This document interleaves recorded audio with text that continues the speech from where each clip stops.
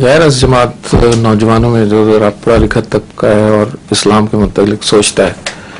وہ اس کا یہ ذہن اس طرف جا رہا ہے کہ یہ ساری جو گڑبڑ پیدا ہو رہی ہے آپس میں لڑائی جھگڑے یہ سب حدیث کی وجہ سے ہیں اور حدیث بہت پرانی ہے اور اس حدیث کس کی سوچ ہے یہ جی یہ غیر جماعت اور بڑے یعنی صرف اہل قرآن یہ پروپیگنڈا کرتے ہیں اور تو کوئی بات نہیں اہل قرآن نہیں ہے میرا مطلب ان کا کوئی اہل قرآن سے بھی تعلق نہیں ہے وہ یہ ان پر یہ ذہن پہ یہ حاوی ہے کہ یہ جو پاکستان میں لڑائیاں ہو رہی ہیں کراچی میں جو کچھ ہو رہا ہے یہ حدیث کی وجہ سے ہو رہا ہے نہیں کہہ رہے ہیں کہ جو روایتیں بیان کرتے ہیں اور پھر بالکل نہیں اس کے کوئی اس کا دور کا بھی تعلق نہیں ہے واقعات پہ چسپاں کر کے مجھے دکھائیں کون سا فساد حدیث کی وجہ سے ہوا ہے کوئی واقعات بتائیں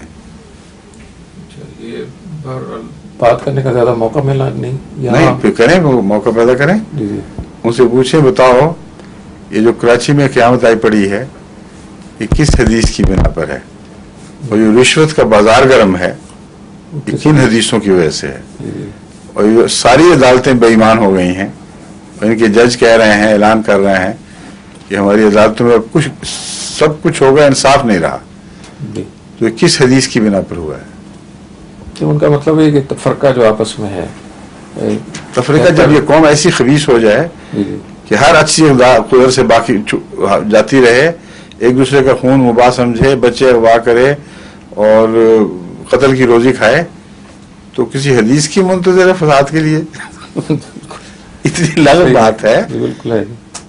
کوئی تعلق ہی نہیں دور کا بھی تعلق نہیں حدیث سے یہ صرف اہل قرآن کا پروپیگنڈا ہے جو تعلیم یافتہ طبقے میں خاص طور پر وہ کرتے ہیں اس طرح رفتہ رفتہ یہ ان کی پیش رفت ہے آہستہ آہستہ اس طرح حدیثوں سے ادوار اٹھایا اہل قرآن کی طرف واپس لیا پھر آگے جو مرضی کروا لو صحیح